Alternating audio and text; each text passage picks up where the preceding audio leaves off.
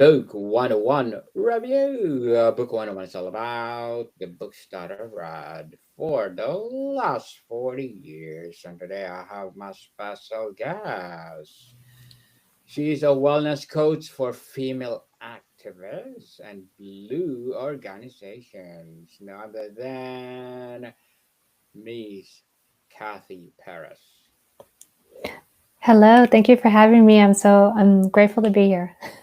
Welcome, Miss Kathy, and can you please introduce more about yourself that I missed? Sure, no, that's pretty much it. Funny, I did change. I actually made it easier on my LinkedIn profile, but I am a wellness coach, and I've always been passionate about health and wellness and fitness, and that's been since I was young. And I've always also been very organized, and so I kind of meshed as many of the modalities that I've always been passionate about into one overall, career, which is to me wellness. So I look to help people, create their own health and wellness plan, and that's empowerment, and that's what I mostly like to do, and spend my time with others, helping them, so they can become their own best health advocate. Empowerment indeed, and thank you so much for sharing your knowledge and wisdom to the world.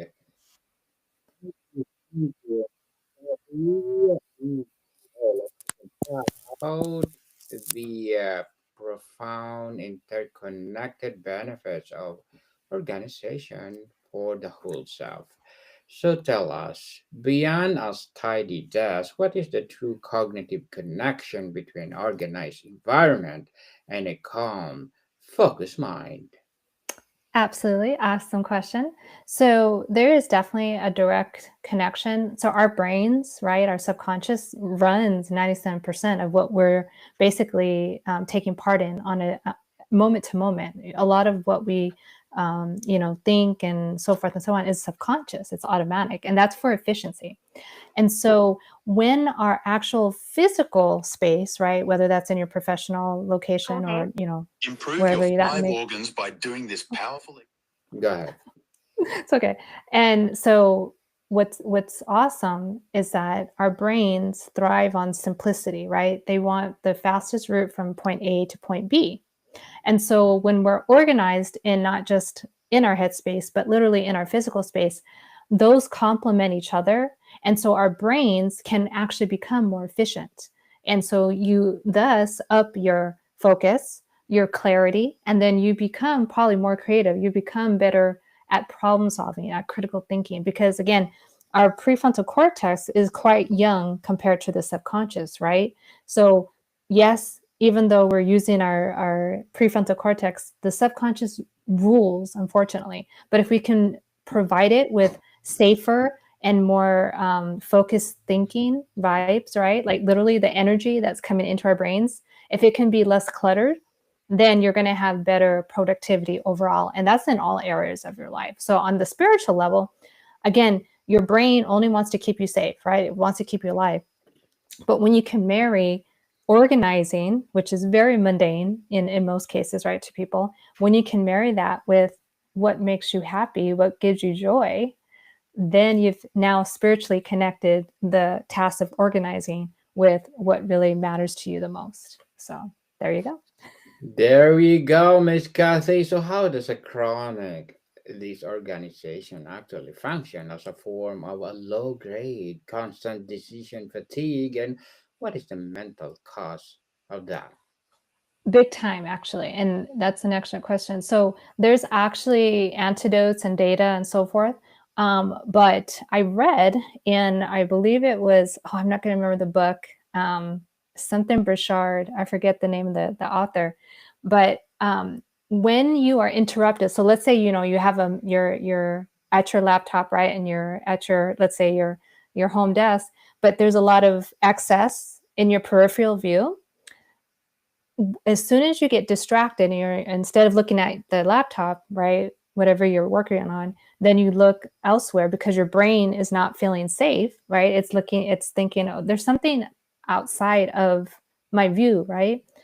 As soon as you've broken concentration, now you have lost 50% of the effectiveness of what your task was. So before you were interrupted visually, or however that might be, you were 100% devoted to whatever you were working on.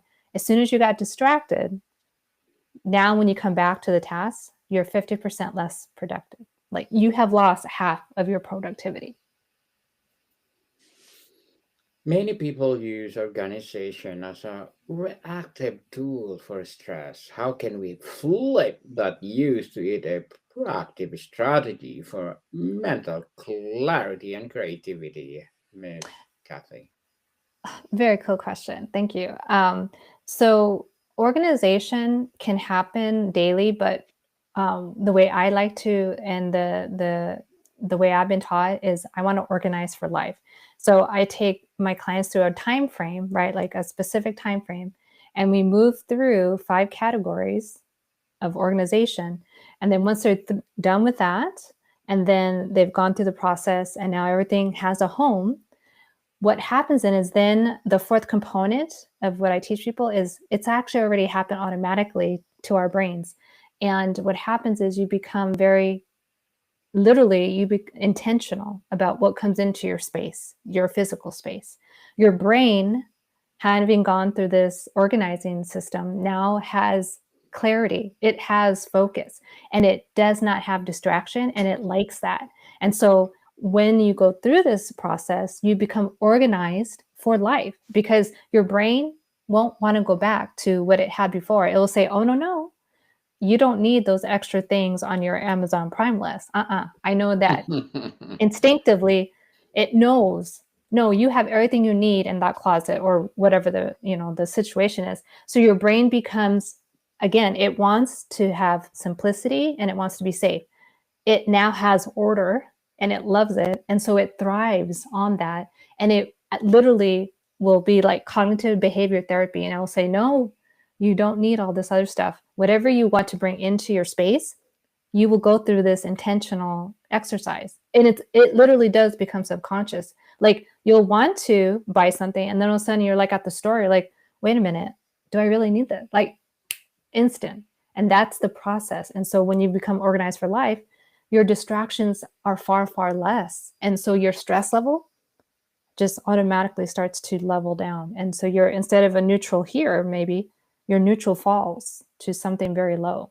And that's what we want. We want our neutrality, right, to overrule any instantaneous thoughts, right? We want to be able to neutrally come to a situation and decide, okay, is this for me or this isn't? We don't want to come into it like frazzled. So there you go.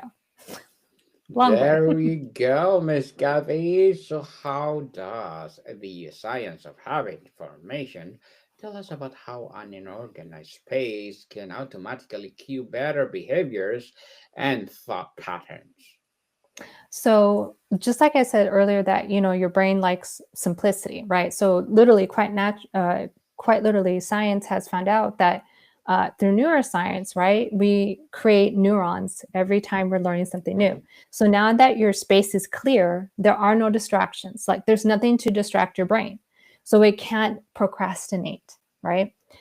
Scientifically speaking, that means that we save energy.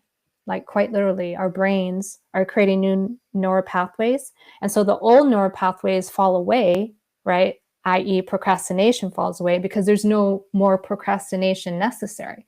Whatever is in front of you, you can't be distracted from. So the science says, okay, now, right, that I have no distractions, now you get to decide, okay, now I'm in front of my laptop, there are no more distractions.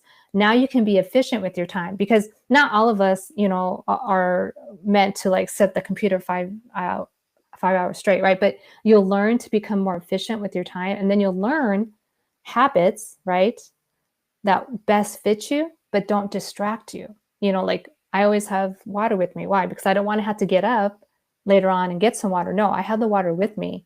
And it's a reminder, quite literally, that this is what I need. So when you organize and your body and your mind are together now, there's no more ways to get away from what you have to do. So you become more productive. But scientifically speaking, again, your brain feels safe because it knows what's around it and everything, okay, quite literally, and this is the spiritual part of it.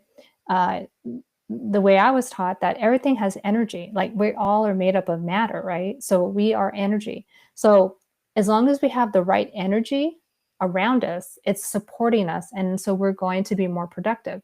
We're going to have better thoughts. We're going to be better overall. When we have a lot of clutter, okay, around us, that has energy, but that energy is taking us down. And we don't want that. So literally, scientifically speaking, right, we're using the earth's energy to help uplift us as we're going through our day, whether, no matter what that task is, but we're being more productive overall because of it. Miss Cathy, the physical and energetic impact. How does a physical clutter create invisible friction in our daily routines? And what is the cumulative toll of what friction on our time and energy? Well, here's a wonderful example. I would always use this before I used to go live a lot, in person and talk about organizing. Think about what happens when, let's say, these days, if you have a vehicle, you have a key fob of some sort. Well, you can't start the car without the key fob, right? Our Yeah. brains, the subconscious, right? Our oldest part of our brain sees having lost our key fob as like existential, like, oh my gosh, this is the life or death moment. No, it's not. You lost your keys and you're going to be late, but it's not a life or death moment. Our subconscious doesn't know the difference, okay? And so it turns on our fight or flight system. Well, when you are organized, okay, and you have a place for the key fob every single moment and you know where to go, your brain doesn't have to, like, it does not lose control like that. It says, oh, I know where the key fob is. If for some reason it's not there, you probably know where you last left it because, again, you're living in an organized way, an organized state of mind. And that travels through, again, your subconscious. So instead of having dishevel, instead of having your cortisol level always jacked up, you're living not in low grade chronic stress, but you're now starting to, again, level down, and your neutral for stress is a lot lower, which means you can handle, okay, more load. And I'm not saying that that's, you want to just put more load on you, but you can actually physically and mentally and even spiritually better predict how you're going to handle a situation because now your stress level has dropped automatically and naturally. Naturally, I like that, Miss Cathy. We want naturally. Beyond aesthetics, what is the relationship between an organized space and our body's psychological stress response? So it's all about safety once again. So neuroscience tells us again that, again, our brains have one goal, and it's just to keep us alive. And that happens through our subconscious, right? So again, 97% of what we do like daily is automatic. And so when we have a clear space, whether that's, again, professionally where you're at, or just in your personal space, your body, again, can level down on the chronic low grade stress, which is basically everyone, right? Um, Everyone on this earth has some type of unfortunate low grade stress. Why? Because our world is crazy, especially right now. So when we can have our physical space supporting us energetically, really, when we don't have to worry about, again, your brain doesn't have to worry about life or death situations. It doesn't ever stress out, or I shouldn't say not ever, it less frequently will jack up your cortisol level. And that's important because when you are, again, we're looking for neutrality. Basically, we're looking for homeostasis. That's all your brain wants, to keep your body in homeostasis. Well, you can't be in homeostasis if your nervous system is always being hijacked. Okay. So when you have an organized space, physical space, your body is calm. Your body is relaxed. Why? Because it feels safe. Homeostasis has been created and it will continue. And you can bring it back to homeostasis. You're not always going to have a perfectly organized, area, but you almost always can go back to the better state a lot quicker because you have gone through the process of organizing for life. What does it mean to have an organized body, and how the system for nutrition, movement, or rest interact with the organization for our external world? That's a good question. I love that one because it means it's literally how I think. So your what you do in one part of your life is how you function in the rest of your life, right? So if I'm always disheveled physically, I mean, like my physical space is disheveled, there's a good chance that I'm feeling that way mentally and physically. So when we can clean up let's say someone is very much wanting to, become healthier, quote unquote, and they don't seem to have the focus, or they don't seem to have the drive.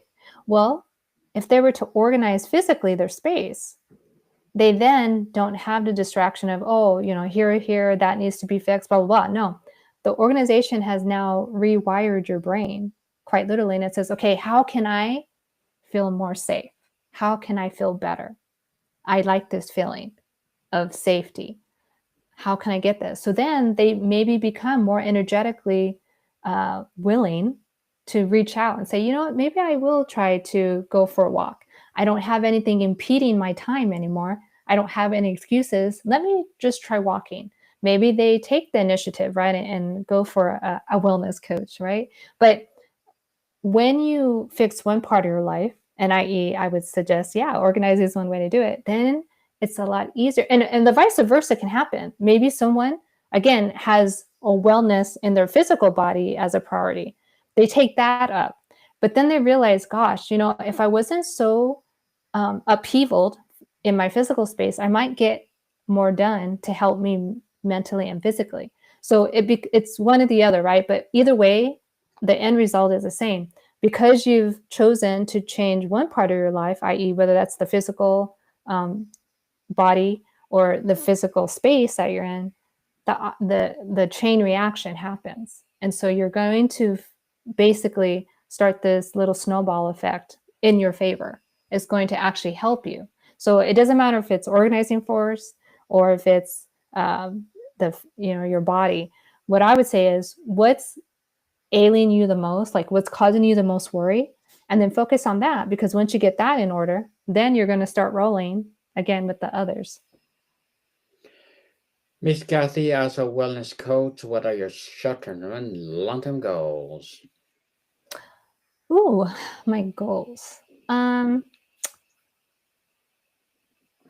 guess, well, like for me as a wellness coach, when I'm talking to clients, my hope is that they become, again, their best own self advocate, or self Self-help. self-care advocate. Sorry. So they should become their own best wellness coach, basically, right? I'm there to guide them so that they can then fulfill that job for themselves. Like they need to put me out of a job, right? That's the goal. Long term, I want to see as many people as possible realize that they are empowered, right? They don't have to look outwards. Okay. They get to look inwards and realize they already have the power. Like as many people as I can through podcasts like this or so no one has to work with me, but I want to impart upon them. I'm out here talking about wellness, but guess what? You get to make sure that you have the empowerment that's already inside of you and you get to use it. That's, I think, my ultimate goal is to help people. And again, that can do that not just as a wellness coach, but when I volunteer, when I'm out with my family and friends, like how can I boost them up in one way, shape, or form? That's, I think, one of my main goals is to help people realize how much power they really do have. Well, good luck to your goals, Miss Kathy, and looking forward for more success. And tell us, can you please recommend a book or books that influence your journey? This is by far my favorite book when it comes to personal development. And it's a famous one. And it was the first personal development book I ever read, but it's still my favorite. And it's thin. So anyone who thinks that they don't like to read, like literally, it can take you less than an hour if you just sit through it. But this is the easiest book to read, and yet it's the most profound. Like it's gorgeous. It's Don Miguel Ruiz's The Four Agreements. So I'm sure a lot of people in your audience know what it is, but I love this book, and I go back to it often just because it is so easy. But it meant the world to me when I read it, and it stuck with me. And I still like literally it's always on my shelf. So Yes. Thank you for that recommended book, Miss Kathy. And can you please give a piece of advice for those people out there who want to be like you? I don't know if anyone wants to be exactly like me, but I will give the fact that knowing how our brains work, right? When you realize how much power you have, then once you decide to make a decision, whether that's to organize, your personal space, whether that is to fit, you're wanting to take the health wellness journey on for your body, realize it takes one step. That's all we're asking for. You ask your body, your brain, whatever part of you need to talk with, take one little action. That's all it takes. Because that one little action, it then snowballs. That one action turns into the second day and then the third day, and then you become consistent. But one action, that's all. We're not even asking you to like physically take action, like literally tell yourself, okay, tomorrow I'm going to look up like where my nearest gym is. But you don't have to go to the gym. Just where is the nearest gym? That's your action. So one step, that's all we need to ask ourselves. What is your next step? Thank you for that advice, Miss Kathy. And before we wrap up our discussion for today, I'm inviting you to please do listen to my other podcast, people. My other podcast, because my abstract essay is already in fifth season, abstract poetry in second season, and my book 101 review in fifth season too. Comedy 101 in second season, and my food 101 in fifth season as well. Geography 101 in fourth season. I'm a baby podcast Law 101 and Mental Health 101. Love Letters in third season. And Mom Movie 101 Review Music 101 in fourth season. And Science 101 and Sex 101. And it's second season. And listen to them wherever you listen your podcast. So Miss Kathy, how can refrain the concept of organization of being about to control and perfection to being about creating more case or ease, flow, and joy. I think that basically you can decide what is going to mean the most to you, right? In the moment, what's going to give you joy. That's important. Once you figure out what gives you joy in that moment, then you can decide, okay, I'm going to tackle this, whatever it is. And then realize that that's enough. And then you celebrate. That is so important to celebrate. Celebrate no matter what Celebrate. little task you did. Yes, people celebrate, celebrate, and baby steps. And Miss Kathy, finally, or ultimately, what does being organized for life empower a person to become or to do what would otherwise remain out of reach? I think that the major outcome for anyone who does organize for life is that they become very aware of intentionality. They become so hyper focused, and not in a bad way. They become hyper focused on what brings them joy and what they want around them. Their intentionality becomes so focused. It becomes very acute for them that they know what they don't want anymore in their lives. And that's incredible because right now there's a lot of noise. And when people can become very aware and self aware, is probably the better way to say it. When you're self aware of what brings you joy, what you're willing to say yes and no to, then you're going to be organized for life because you have intention behind every single action that you take. Definitely, Miss Kathy Paris. Thank you so much for sharing your knowledge and wisdom today. Yeah.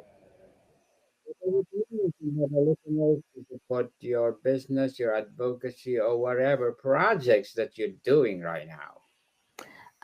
Basically, you can find me, on LinkedIn. You can always send me out my email to get to know me. But my focus is basically, I